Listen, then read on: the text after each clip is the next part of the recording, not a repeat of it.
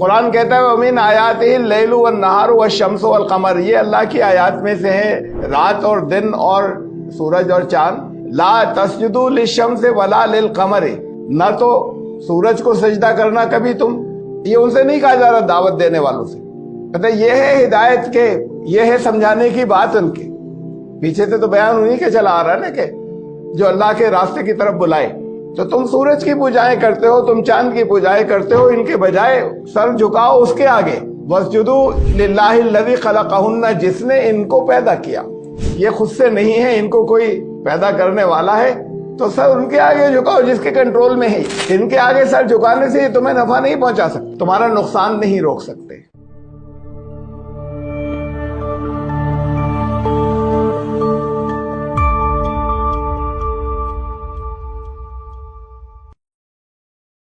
Subscribe the channel and press the bell icon to get an update.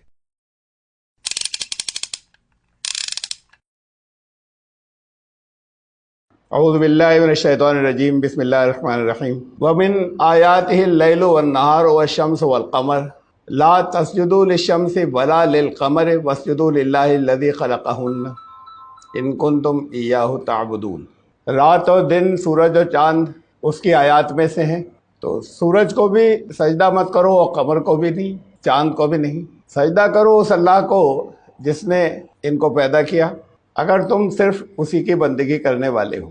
یہ درس شروع ہو رہا ہے سورہ نمبر 41 آیت 37، سورہ حامی میں سجدہ، جسے سورہ فصلت بھی کہتے ہیں، 37ویں آیت سے۔ اس سے پہلے کا میں یاد دلا دوں کنٹیکسٹ کے لیے، اس میں چند وہ آیات تھیں جس میں یہ کہا گیا کہ اس سے اچھی بات، اس سے اچھا قول کسی کا ہو نہیں سکتا جو اللہ کے راستے کی طرف دعوت دے اور خود بھی اسی کے مطابق اچھے عمل بھی کرے، اور اس اعلان کے ساتھ، یہ ڈھکا چھپا کے نہیں، اس اعلان کے ساتھ کہ ہم مسلم ہیں۔ اس میں یہ دو آیات پہ اور نظر ڈالنے اس کے بعد کی ہیں۔ وَلَا تَسْتَوِي الْحَسَنَةُ وَلَا السَّيِّئَةُ ادْفَعْ بِالَّتِي هِيَ أَحْسَنُ فَإِذَا الَّذِي بَيْنَكَ وَبَيْنَهُ عَدَاوَةٌ كَأَنَّهُ وَلِيٌّ حَمِيمٌ۔ حسنات اور سیئات جو بیلنس و متوازن چیزیں ہیں، اسی کو پھر نیکیاں بھی کہتے ہیں، وہ اس کے برابر نہیں ہوتی جن کا توازن بگڑ گیا ہو، اسی کو برائی بھی کہتے ہیں۔ اور تم برائی کو دفع کرنا ایسے کہ خود احسن کے اندر لگ جاؤ، تم ان کاموں کو کرنا شروع کر دو جو احسن ہے، جو اچھے ہیں، جن میں توازن ہے۔ اور یہ بھی تھا اس کا ایک دوسرا مفہوم کہ برائی کا جواب بھلائی سے دیتے چلے جاؤ۔ تم یہ کرو گے تو تم دیکھو گے کہ کوئی تمہارا دشمن بھی تھا تو وہ تمہارا جگری دوست بن جائے گا۔ لیکن یہ کام کہ اس ماحول میں تم پازیٹیو، سکاراتمک کام کرتے چلے جاؤ، برائی کا جواب بھی بھلائی سے دیتے چلے جاؤ، یہ آسان نہیں ہے۔ یہ صرف جو ثابت قدم رہنے والے ہیں، وَمَا يُلَقَّاهَا إِلَّا الَّذِينَ صَبَرُوا، بہت مستقل مزاج، بہت ثابت قدم رہنے والے، یہ صرف وہی کر سکتے ہیں۔ وَمَا يُلَقَّاهَا إِلَّا ذُو حَظٍّ عَظِيمٍ، اور یہ بہت نصیب کی بات ہے جو لوگ یہ کر سکیں۔ یہ تھی پچھلی آیت جس کے کنٹیکس میں اب آگے آ رہا ہے،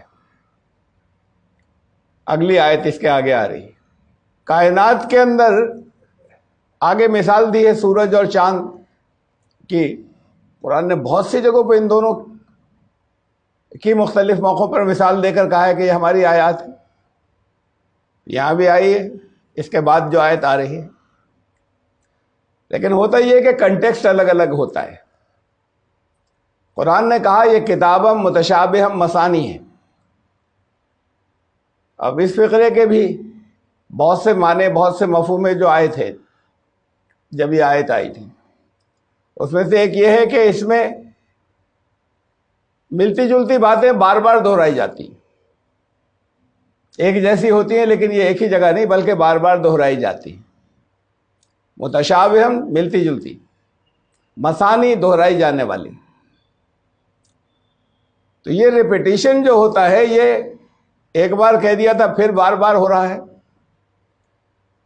یہ کنٹیکسٹ کے حساب سے اس وقت کیا مضمون چل رہا ہے اس کے حساب سے وہاں پر اس کی کچھ اہمیت ہوتی ہے۔ کہ اس کو پھر لانا ہوتا ہے. جیسے انبیاء کے واقعات ہیں اور پچھلی قوموں کے واقعات ہیں. بہت سی جگہوں پر آیا قرآن میں. قوم عاد، قوم ثمود، قوم لوط، قوم نوح تباہ ہو گئے. بنی اسرائیل کو حضرت موسیٰ نکال کر لائے. انہوں نے کیا کیا کیا جب وہ نکال کر لائے؟ ہر جگہ وہ پورا قصہ نہیں دہرایا ہے جو ایک جگہ تھا. اس واقعے کے جس پہلو کی جو پہلے سے مضمون چلا رہا ہے، کسی نبی کے یا کسی قوم کے واقعے کا کسی خاص پہلو کی وہاں پر ضرورت تھی، اس کنٹیکس میں تو وہاں اسے لے آئے. اس لیے سوائے سورہ یوسف کے قرآن نے کسی نبی کی، کسی رسول کی، کسی نبی کی داستان ترتیب وار یہ نہیں سنائی کہ سنو حضرت ابراہیم کا قصہ بچپن سے بڑھاپے تک یہ ہے.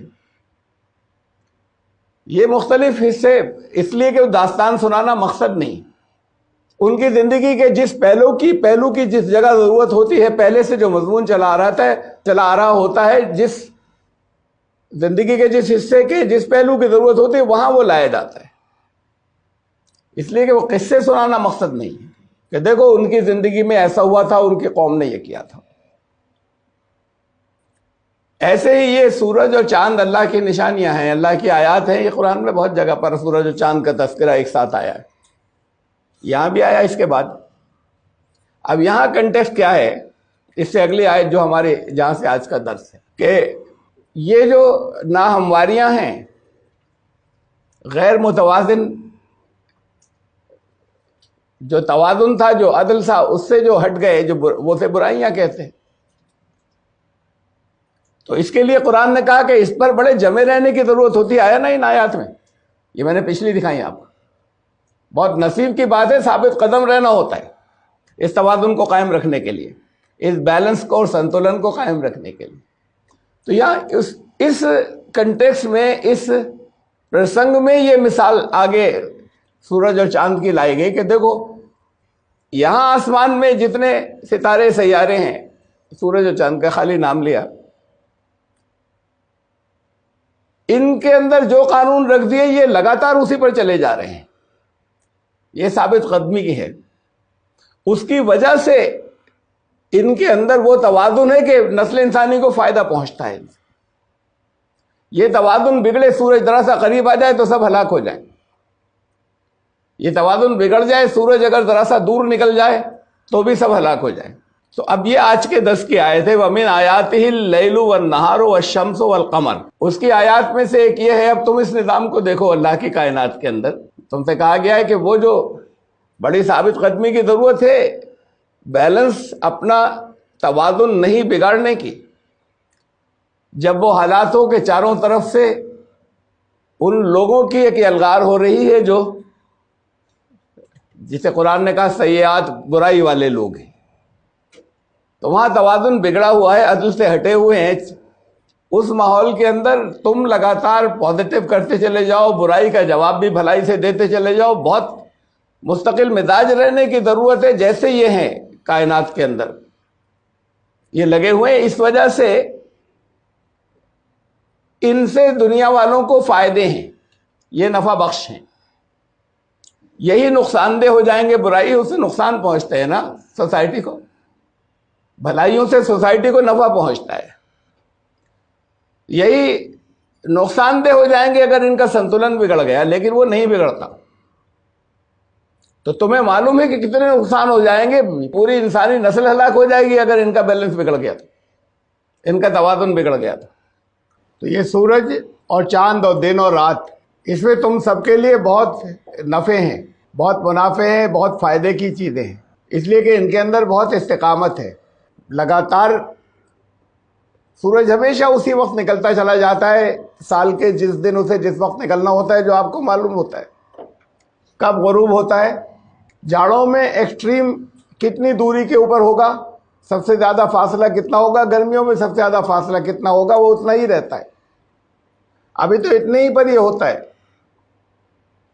کہ ابھی یورپ میں بہت گرمی پڑ گئی اس سال، ریکارڈ توڑ.